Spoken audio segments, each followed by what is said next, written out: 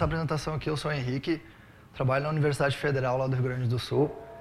E essa palestra aqui vai ser bem prática, diferente das outras que eu tenha visto, assim, vou tentar fazer vocês ficarem acordados depois do almoço. As outras palestras foram bem teóricas, falando só sobre como é que o Mongo funciona. Aqui eu vou mostrar código, assim, é bem para desenvolvedor, como é que vocês iniciam as shards do Mongo, como é que vocês trabalham com MapReduce, é bem prático, assim, tem algumas linhas de código que é só copiar e colar no Mongo que vai sair funcionando. Então, o roteiro principal dessa palestra é falar sobre o sharding, como é que elas funcionam, como é que vocês instanciam elas, e o MapReduce, como é que funciona.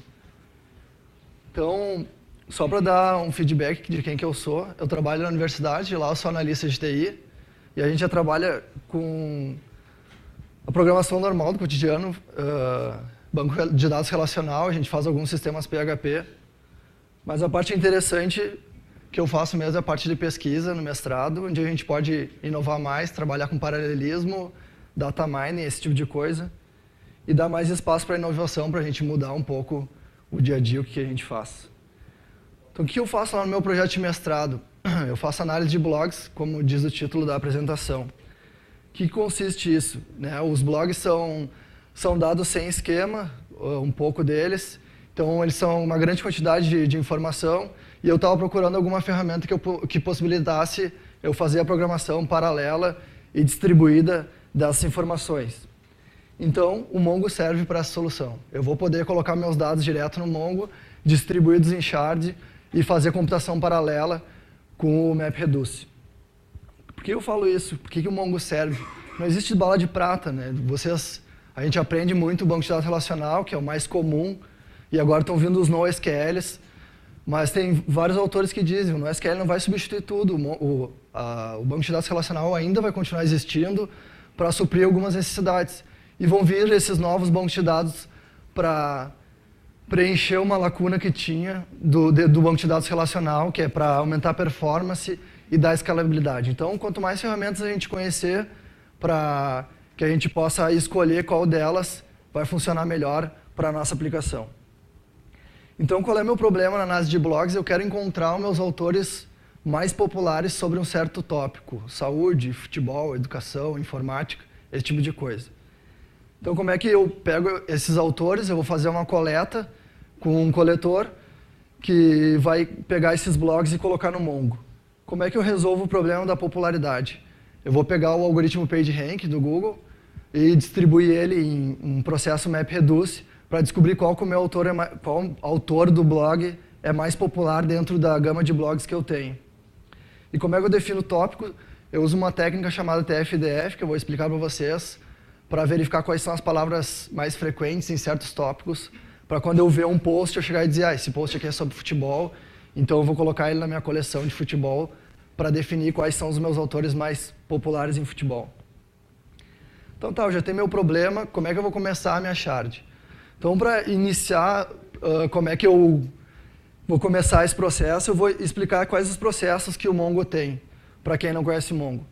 Então, eu tenho o processo MongoD, que é o daemon, igual ao MySQLD, é o daemon do MySQL, esse é o daemon do Mongo. Eu posso iniciar ele simplesmente com o MongoD e sair acessando ele das minhas aplicações, Java, C, PHP, enfim. Mas se eu inicio ele com o parâmetro shard, aquele banco de dados, aquela instância vai servir para ser uma shard do meu banco de dados. Outra forma que eu posso iniciar o meu MongoD é com o parâmetro de config server, que ele vai ser uma base de dados de configuração, que é onde vão ter as informações de onde estão as minhas shards ou onde estão os meus replica sets, que é uma parte do Mongo bastante importante para garantir tolerância à falha. E o último processo é o processo MongoS, que é o processo onde fica no meu servidor de aplicação. Então, minha aplicação Java está rolando, minha aplicação C#, vai ter um processo MongoS junto com ela para se comunicar com esse meu banco de dados de configuração, e esse banco de dados de configuração vai passar os processos para as minhas shards e tudo mais. Então, como é que eu levanto as minhas shards, né? Simplesmente eu vou lá, depois que eu instalo o meu Mongo no Ubuntu, no Mac, no Windows, enfim, onde vocês quiserem, tu vai lá e vai colocar MongoD, colocar o parâmetro de shard, dizer onde é que é o diretório que vai ficar essas informações de banco de dados e qual é a porta que essa instância vai estar respondendo. Daí eu simplesmente posso abrir outra shard na mesma máquina, simplesmente identificando uma outra porta. E no banco de dados de configuração também. Inicio o banco de dados de configuração, digo qual é o caminho do banco de configuração e qual é a porta que ele vai responder. A porta padrão das shards é a porta 18, a porta padrão do banco de dados de configuração é a 19, mas vocês podem escolher qualquer porta que vai funcionar. Então tá, eu tenho a minha shard levantada lá, eu quero iniciar o meu MongoS. Vou lá, inicio o MongoS dizendo qual é o banco de dados de configuração. Entro no meu MongoS pelo shell do Mongo, que é igual ao MySQL. Vou entrar lá no meu Linux da vida e vou colocar Mongo, e ele vai entrar direto na porta padrão, que é a porta 17 do MongoS. Vou colocar useadmin para ele usar o banco de dados de administração e vou levantar minhas shards. Outros palestrantes tinham falado sobre esse comando aqui, db run command, e vou adicionar minha shard localhost 18, localhost 19. É simples assim. Assim como todo mundo nas outras palestras tem falado, vocês baixam o MongoDB do site da DSGen, ou enfim, do repositório do Linux que vocês têm, e ele vai sair funcionando direto. É só passar essas linhas de comando que as shards de vocês estão online. Claro que a recomendação num de produção, que nem o André tinha falado, é tu ter, nesse caso, vocês vão ter no mínimo 3 bancos de dados de configuração para tolerância a falhas, e cada banco de dados de configuração vai saber onde estão todos os meus outros bancos, localhost, nas outras máquinas que eu vou estar identificando. E o padrão é tu vai ter várias máquinas sendo responsável por algumas shards, ou uma shard só, e outras máquinas responsáveis pelos replica sets.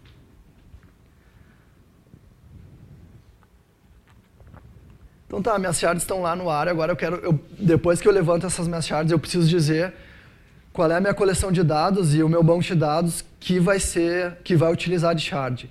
Porque eu posso ter o meu Mongo dividido em várias shards, mas eu vou ter uma collection que não vai estar em shard e outras que sim. Então a collection que vai estar em shard, por exemplo, a minha collection blogdb, eu vou lá e dou uma linha de comando e digo enable shard para esse banco de dados. E depois eu vou dizer desse banco de dados quais as coleções de dados que vão aproveitar essas shards para distribuir as informações, e daí eu coloco lá que a minha coleção de posts vai ser distribuída, essas partições nas shards. E quando eu digo isso, eu preciso escolher qual é a shard key que vai separar esses dados. E essa é uma parte muito importante, porque se tu escolher a shard key errada, na hora que vocês forem consultar os dados, ou que vocês forem inserir, ele vai levar mais tempo.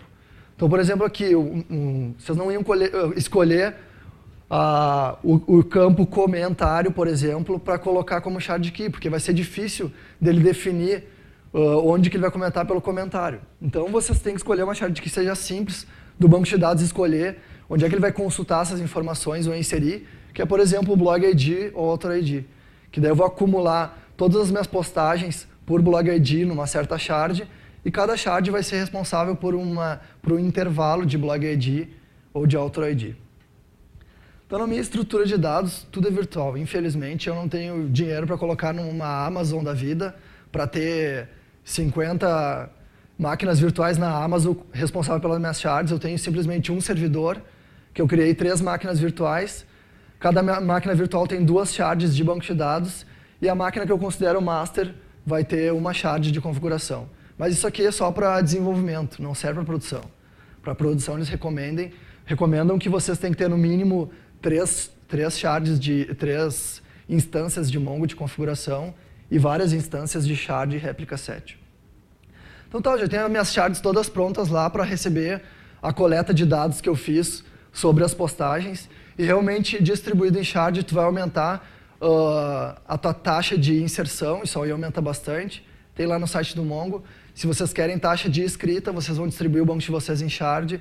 Se vocês querem em leitura, vocês vão distribuir o banco de vocês em replica set. Se vocês querem as duas coisas, vocês vão distribuir em shard e replica set, mas daí vocês têm que ter uma infraestrutura boa para que isso funcione bem.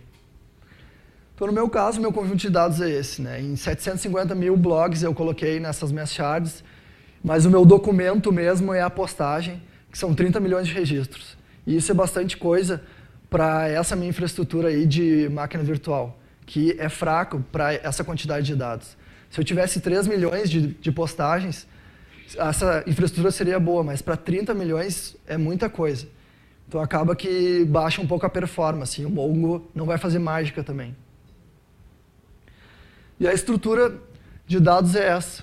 Em JSON ela é representada assim, mas que fique claro que o Mongo não armazena em JSON, ele armazena em Bazel, que é uma linguagem parecida com a do JSON, de estrutura de dados, mas ela é estendida porque ela aceita que tu coloque binários e outros tipos que o JSON não aceita. Mas no formato JSON é assim que fica. Então eu tenho um documento mesmo, o post inteiro é colocado aqui, junto com os comentários, com tudo. Eu não vou ter os comentários numa coleção de dados e os posts em outros, é tudo no mesmo. Isso, por um lado, é bom, na hora que tu vai consultar a informação, ela já vem toda pronta, mas, por outro lado, é ruim porque tem alguns posts que ficam muito grandes. Como vocês podem ver, a minha média de tamanho do objeto é 1.8 megabytes. Isso é muita coisa. Isso degrada muito a performance do Mongo. Como a gente viu na primeira apresentação que o colega deu, ele só usava o Mongo para chave valor, então devia ter menos de 1K o tamanho dele, então isso aí acelera a inserção em consulta. No meu caso só degrada, mas eu precisava desses dados juntos para fazer a análise. Então tá, eu já tenho todos os meus dados lá, e agora eu quero analisar eles, e a forma mais rápida de analisar eles com essa coleção toda e aproveitando o MongoDB é utilizando o MapReduce. MapReduce foi preconizado pelo Google, mas já existia em algumas outras linguagens lógicas e funcionais, mas o Google trouxe isso para o mundo real, para o mundo comercial, e utilizou isso para que a gente ficasse mais fácil de escalar os nossos programas e as nossas aplicações e ficasse fácil de escalar a nossa infraestrutura. Fica fácil, como todo mundo falou aqui, de inserir novos computadores e novas máquinas virtuais, por exemplo, nas instâncias de Mongo e distribuir essa computação com o MapReduce. Eu não sei quantos de vocês já trabalharam efetivamente com o MapReduce. Alguém podia levantar a mão? Beleza. Tem umas 5, 6 pessoas.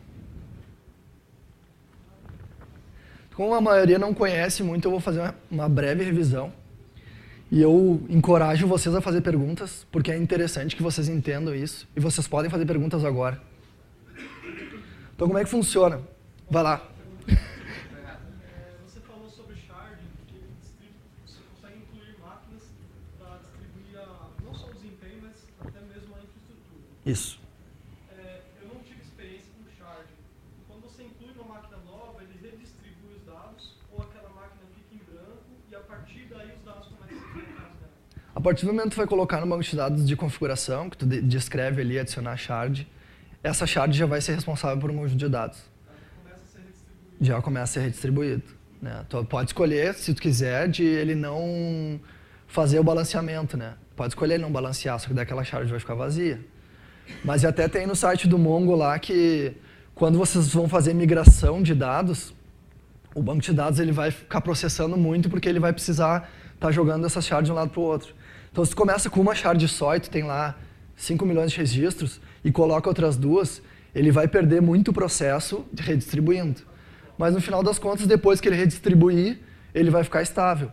Então, no meu caso ali, eu tenho 6 shards, e digamos que ele distribua de 0 a 1, né, os blogs IDs, elas vão ficar responsáveis por aqueles blogs IDs. No momento que eu insiro, o banco de dados de configuração já sabe onde que ele tem que inserir, e no momento que eu quero trazer de volta essa informação, se eu busco pelo shard key, que é indexado, ele já sabe qual é a shard responsável e vai me dar esse valor.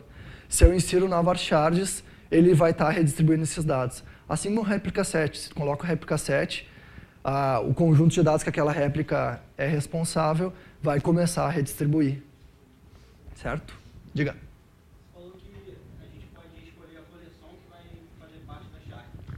Se eu não escolher uma coleção para fazer parte da shard, ela vai ficar onde?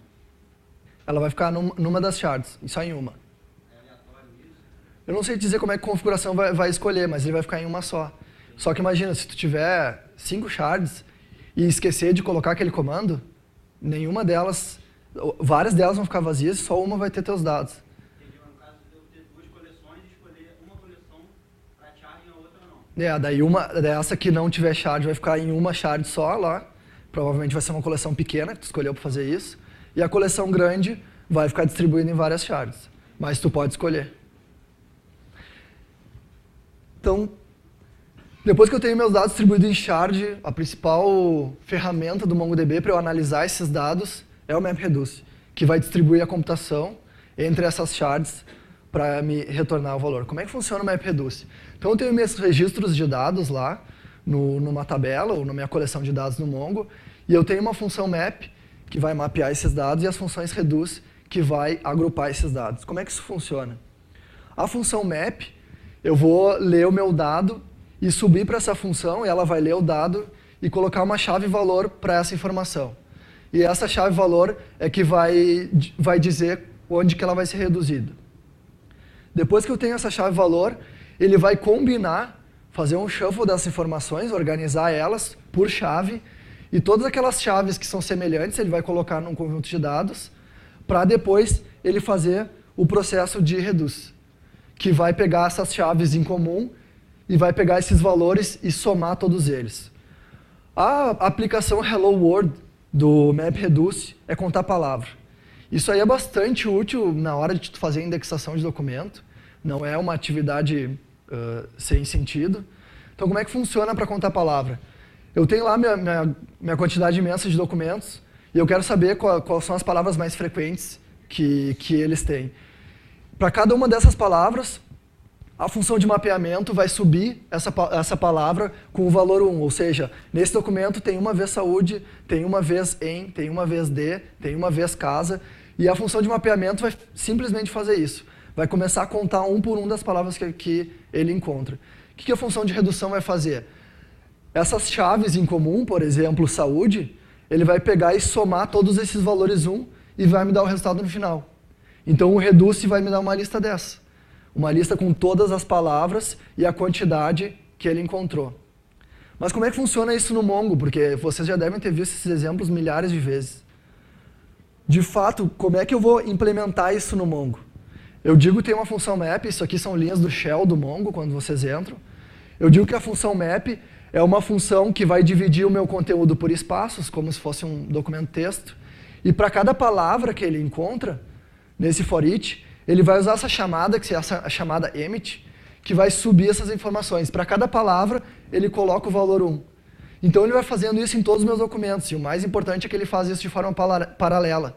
Tem cada uma das shards é responsável por uma função de mapeamento que vai estar mapeando os documentos. E depois a função de redução vai pegar todos esses valores que foram emitidos para essa chave e vai somar. Como é que eu vou chamar isso lá no meu shell?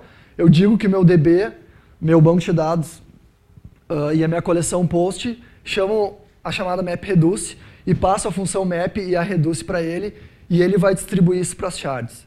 Como é que funciona essa distribuição? Muito importante, vocês entenderam isso aqui? Então como é que funciona isso no Mongo?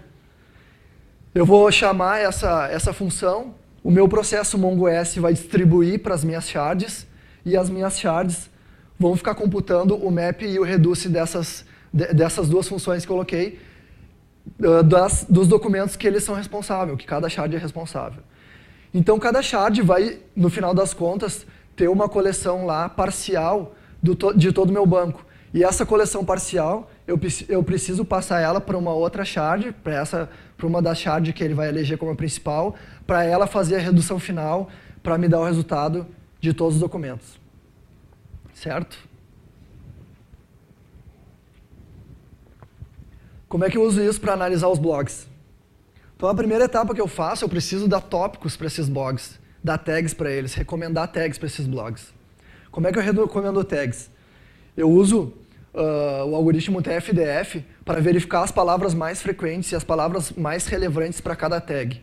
Então, eu tenho a tag, por exemplo, saúde, quero ver as palavras mais importantes para essa tag, para no momento que eu olho um documento e digo assim, esse documento é de saúde, verificando a relevância das palavras que tem nesse documento e na tag saúde. Certo?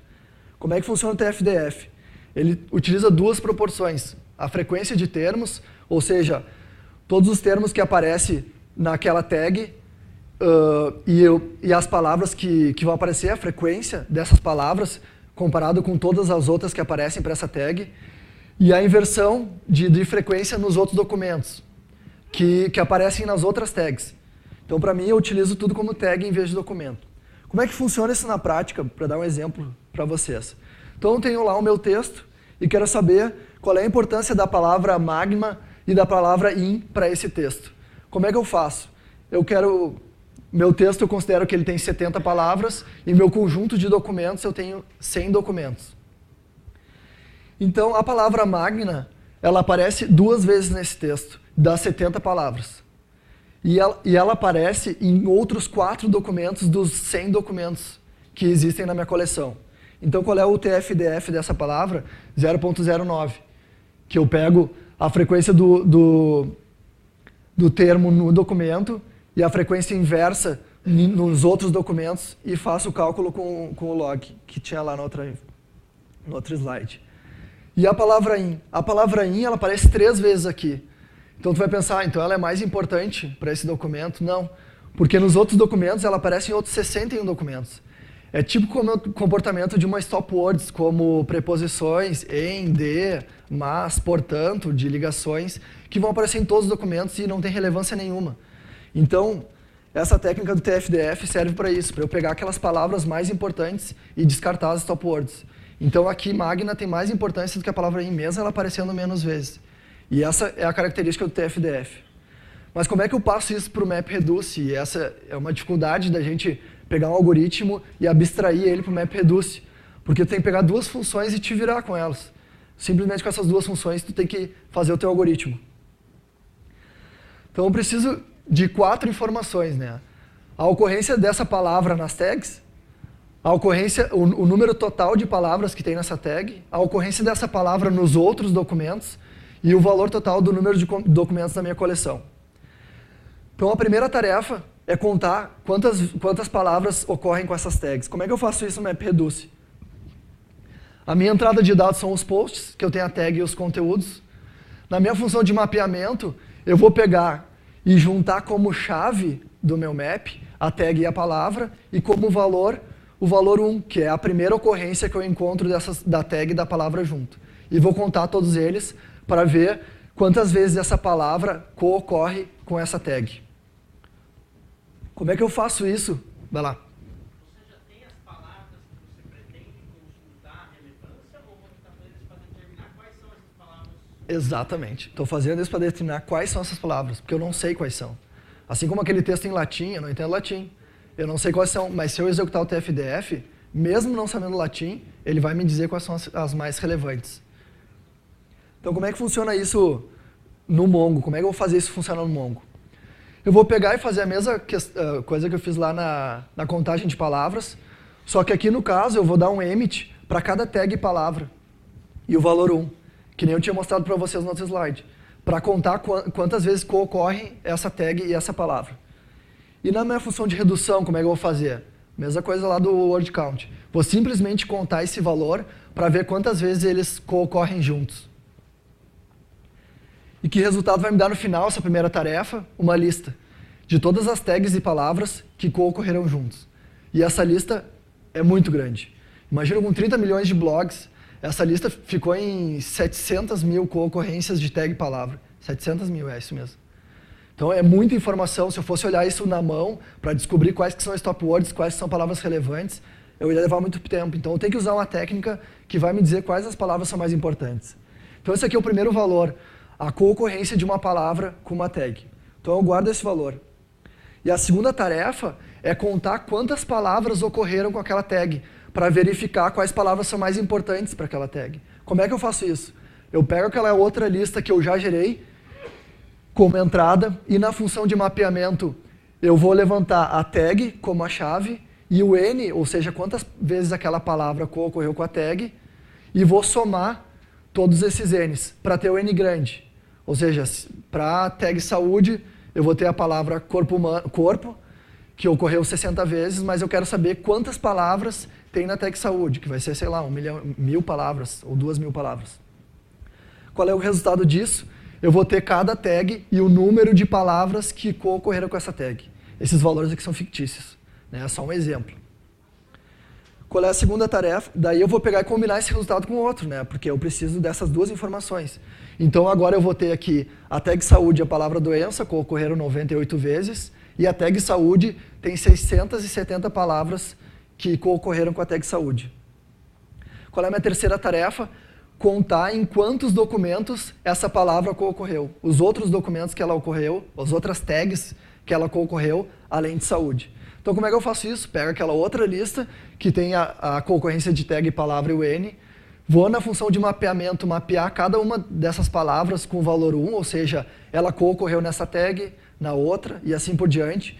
E daí no final eu vou ter o valor D, que é o número de documentos que essa palavra ocorreu, para verificar se ela é muito comum nos outros documentos, então ela não vai ter muita validade para uma tag específica. Então essa tarefa vai me dar essa outra lista, que são as palavras e em quantos documentos ela ocorreram. Por exemplo, a palavra de, que é uma preposição, ocorre em muitos documentos, então ela não tem muita relevância. Então eu vou pegar esse valor e combinar com os valores anteriores. Então eu já tenho agora todos os valores que eu preciso.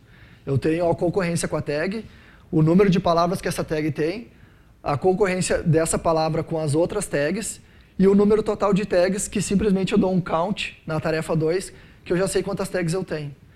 E daí uma das formas de eu executar o TF-DF é chamando essa linha de comando, que vocês podem chamar no Shell, várias linhas de comandos para fazer modificação de dados, inserção de dados, assim como no MySQL.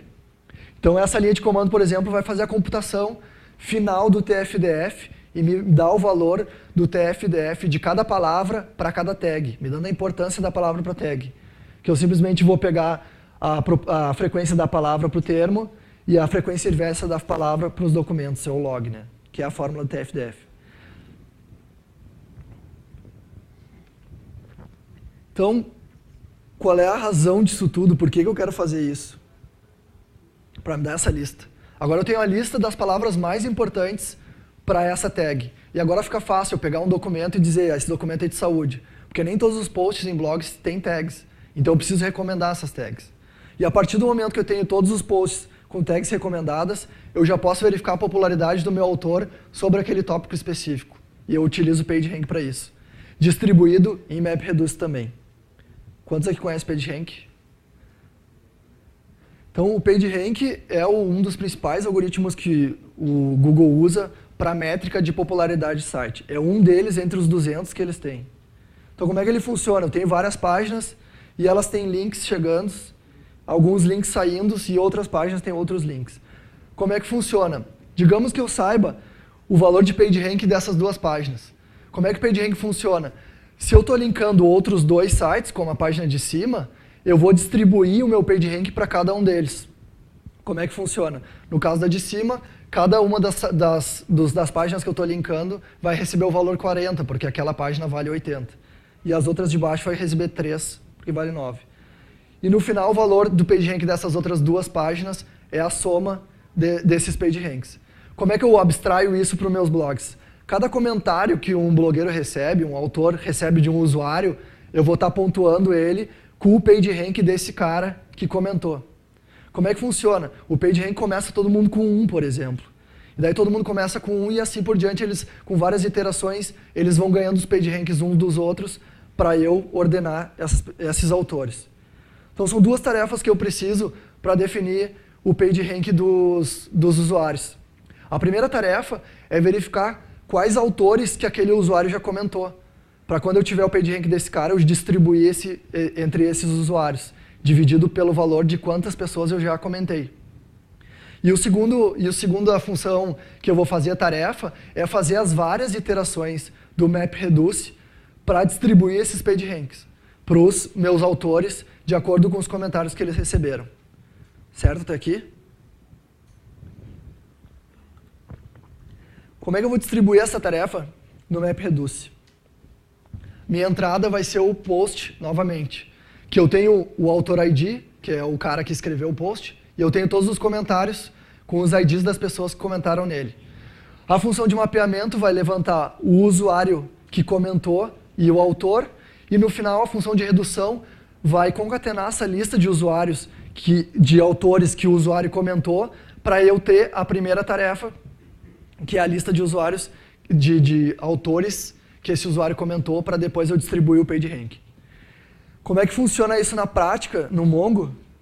Eu vou ter a função de mapeamento, então eu vou executar essa função de mapeamento sobre uma query qualquer, de tags. Então eu quero a tag saúde, eu quero saber quais são os meus usuários mais populares para tag saúde. Então a função de mapeamento vai fazer uma iteração sobre os comentários e vai fazer a emissão de cada usuário que comentou com o autor. Vocês podem ver que aqui está entre parênteses não, chaves, que é uma lista, que é um array. Então no final, na função de redução, eu vou concatenar essa lista para saber quais são todos os meus autores que receberam um comentário desse meu usuário que está lá no key. Muito importante, na função de redução, o valor que ela recebe tem que ser igual ao valor que ela dá de retorno. Então, nesse caso, o valor que ele recebe é uma lista, é um array. Então, a função de retorno tem que retornar um array. Se vocês retornarem tipos diferentes, se vocês tiverem um objeto complexo, como vai ter na próxima iteração, e retornarem um inteiro, o MapReduce vai se confundir completamente, porque ele não vai saber o que fazer. Né? E ele vai executar, mas vai dar um resultado errado. Então, é muito importante que a função de valor seja igual à função de retorno no Reduce. Então, qual vai ser o resultado? O ID do cara que comentou e de todos os autores que ele comentou. Então, a partir do momento que eu tenho essa lista, eu já posso distribuir o PageRank desse usuário para todos os outros usuários, para eu descobrir quem que são os mais importantes. Que essa é a minha segunda tarefa. Eu recebo na entrada o usuário que comentou com a lista de autores que ele comentou. A minha função de mapeamento vai dar um emit, vai subir esse autor que foi comentado com o PageRank desse usuário dividido pela quantidade de links de pessoas que ele comentou.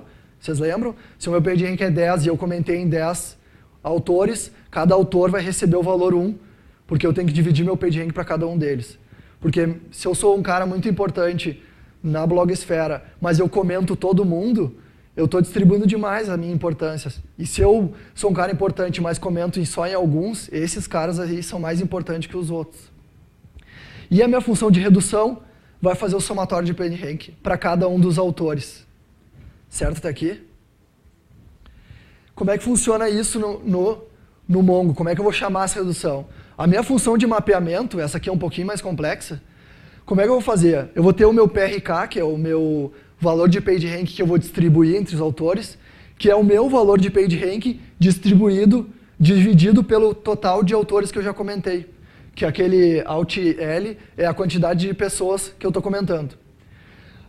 São dois emits aqui, são duas funções que eu vou subir. A primeira delas é pegar esse autor e dar o valor para ele, que é o meu PRK, mas também eu tenho que dar uma lista vazia para ele, porque depois eu preciso executar essas iterações várias vezes. E aqui é o PageRank antigo dele. E a segunda, eu vou subir também os meus próprios valores. Porque para eu executar de novo o PageRank, eu preciso ter a minha lista de usuários que eu comentei. Então aqui eu vou subir o meu próprio valor de usuário, o meu PageRank 0, porque eu não vou dar valor para mim mesmo, e a minha lista de usuários que eu comentei. Então eu vou poder executar essa redução em várias vezes até que o meu PageRank vai convergir. Então como é que funciona a redução? Eu vou simplesmente pegar o PageRank das pessoas que comentaram para aquele autor, para aquele key, e somar eles. E daí eu vou ter o PageRank final desse autor e vou poder listar. Mas essa função eu vou ter que fazer ela várias vezes até o PageRank convergir, porque as pessoas vão se comentando muito e isso aí precisa haver uma conversão. E para que tudo isso no final? Para ter uma lista dos autores mais importantes para certas tags ou para certos tópicos. Que é esse o resultado final. É isso que eu quero. Eu tenho as tags e qual são a lista dos autores mais importantes para cada uma dessas tags. E isso que é importante para mim, para eu poder depois recomendar o conteúdo desse cara, que esse cara é importante, ou recomendar ele para uma ação de marketing, porque ele é um cara importante para essa ação de marketing. Certo até aqui?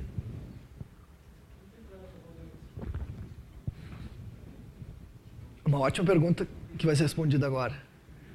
Esse processo, infelizmente, é offline, por causa da minha estrutura de dados, que tem 1 mega de informação cada documento, por causa da minha estrutura de máquina, que é tudo máquina virtual.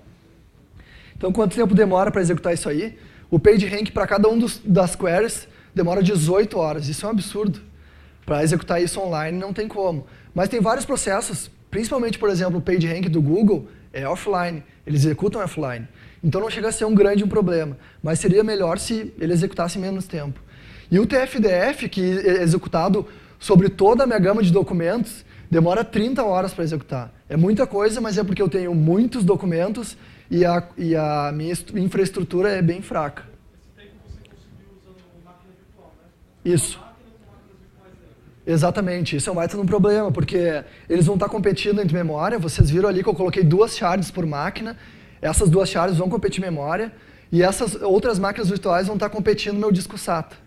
Mas tem outros problemas, porque nem tudo são flores. Então, por exemplo, o Mongo só executa uma função map e uma reduce por shard, porque eles têm problema de lock do JS. Mas eles estão tentando corrigir isso numa próxima versão. E tem o meu problema dos meus dados, que eles são muito grandes. Então, o ideal seria eu fazer a computação do TF-DF e depois deletar as informações não relevantes para o PageRank, que ele ia executar muito mais rápido, para o meu tamanho do Bazel ser menor. Então, soluções para isso, colocar em cloud, beleza, mas precisa de grana. Dividir em mais shards também, mais grana. E tem essa nova versão do Mongo que vai vir com multithread para o JS, é uma promessa das próximas versões. E uma questão básica é dividir o tamanho do meu Bazel para ele ficar menor, para ele executar mais rápido, isso é muito importante. Se muitas pessoas olhassem aquela estrutura de dados do post inteiro, iam achar um absurdo, porque é muito grande, muita informação para processar MapReduce. Então a ideia dos próximos passos é essa, tentar colocar mais dados, dividir em mais shards, quando alguém resolver financiar o meu projeto, e executar outras funções MapReduce para fazer a análise desses blogs, que as funções MapReduce são bem mais poderosas e escaláveis. No meu site lá tem o código-fonte e uma amostra dos dados, é só baixar que vai sair funcionando. Muito obrigado.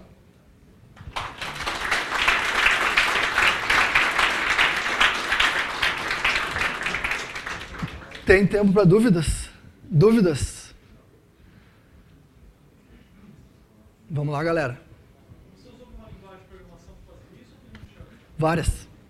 Usei Java para fazer a coleta, porque era mais fácil de fazer threads. PHP para fazer algumas estatísticas do banco e colocar na web. E C para fazer algumas, quando eu queria transportar meus dados para MPI, para uma farm de computadores. Mas essa é uma grande vantagem, que todo mundo já falou aqui, tem vários drivers para o Mongo e tu pode usar todos eles ao mesmo tempo ou separado. Mas eu usei algumas linguagens, sim. Mais alguém? Diga. Oi? Qual é a pergunta? Quanto?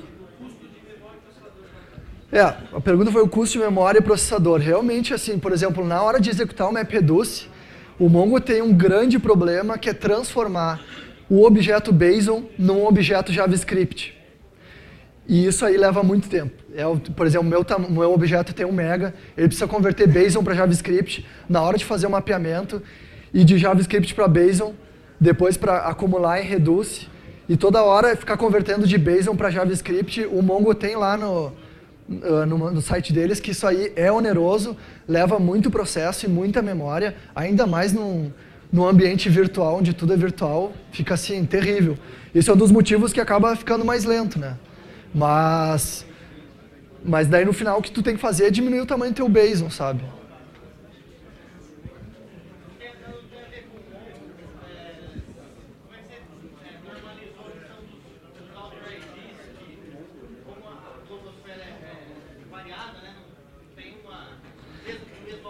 Sim. Como é que eu normalizei? Sim, a pergunta é como é que eu normalizei os IDs dos autores.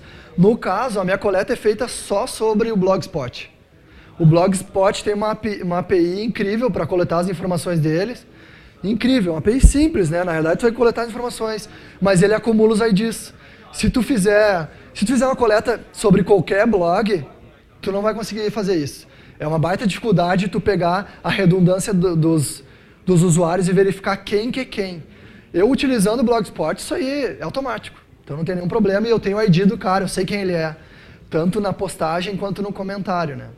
Mas isso aí é uma faceta. Fala aí. Colocaram nas outras palestras que a shard key, né, é interessante que ela não seja uma key crescente, né?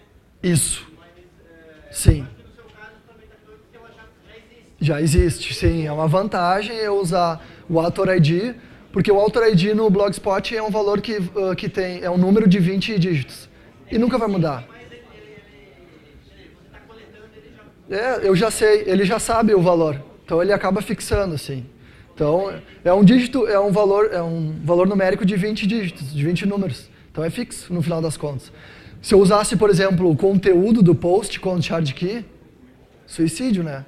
Ele vai ficar variando toda hora.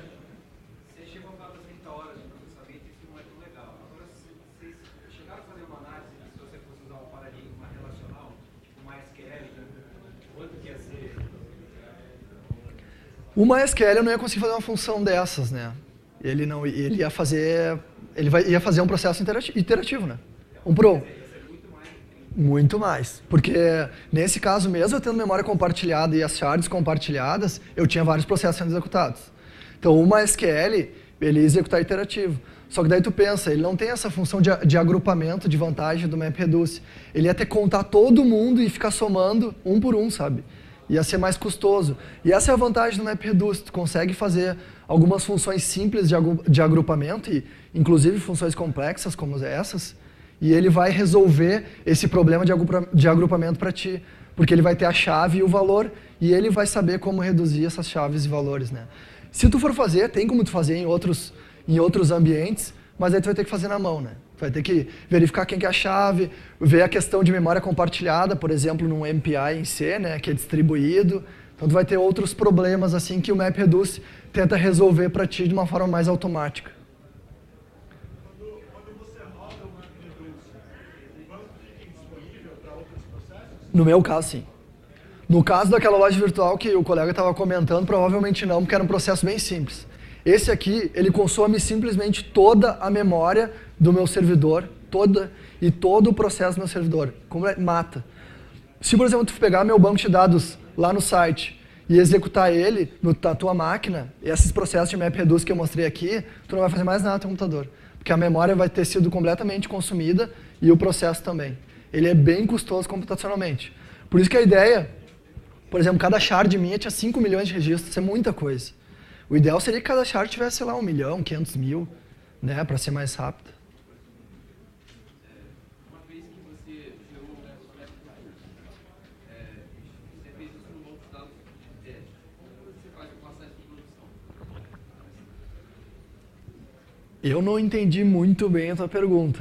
Tem um banco que eu estou fazendo teste Sim. local e eu tenho o meu banco que está lá na rede do cloud. Como que eu passo essa informação que eu estava usando para teste, eu passo lá para o cloud? Porque, sim, né, a pergunta é como é que eu vou passar esse banco de dados que está em teste, que eu resolvi, o MapReduce, para a cloud. Simplesmente tu pode exportar com o MongoDump ou Mongo Export e dar um import lá no outro banco. Daí tu vai ter a coleção lá. Então eu posso, por exemplo, executar alguma coisa em teste e colocar lá na minha produção e usar em produção aquela informação. E uma vantagem do MapReduce no Mongo é que tu pode fazer processos iterativos. Por exemplo, eu executei a estatística do mês de janeiro. Agora eu quero executar de fevereiro, mas acumulando. Daí tem como tu pegar essas novas informações de fevereiro e fazer que ele seja reduzido, fazer o reduce com as informações de janeiro. E ele vai calcular essas duas informações sem precisar calcular janeiro de novo. Então, para Data Warehouse, por exemplo, é uma beleza, né? Entendi, mas no caso de fazer migração, né? Você já tem um banco lá que está na versão anterior. Já tem alguns MapReduces lá, você mexeu no seu teste e você precisa passar essas alterações para lá. Uma maneira que tu vai ter que passar é fazendo Mongo Export e MongoDump. Daí, a partir do momento que passou para lá, se tu quer agrupar esses dois reduces que tu tem, por exemplo, não sei se seria isso. Seria manter o que já tem lá, né? Mais as modificações que eu criei aqui. Tu teria que tu pegar essas duas coleções e fazer o reduce delas junto, né? Daí ele ia acumular os dois. Ou, enfim, se tu quer deixar essa versão antiga, tu vai fazer uma nova versão com essa versão que veio lá de teste. Mas tu consegue juntar os dois com o reduce, né? Se é que foi isso que eu entendi. É mais no caso de migração mesmo de estrutura, né? Que banco de dados nacional, quando você altera o esquema de um banco, você tem que... Mas essa questão de migração, ele vai migrar, se os dados são novos, ele vai colocar os novos documentos, se os dados são antigos, ele vai atualizar com a nova estrutura, né? Mas isso é um processo que o Mongo faz, não tem muito a ver com o MapReduce. O Mongo já faria isso se tu fosse pegar esses dados antigos, né? Muito obrigado.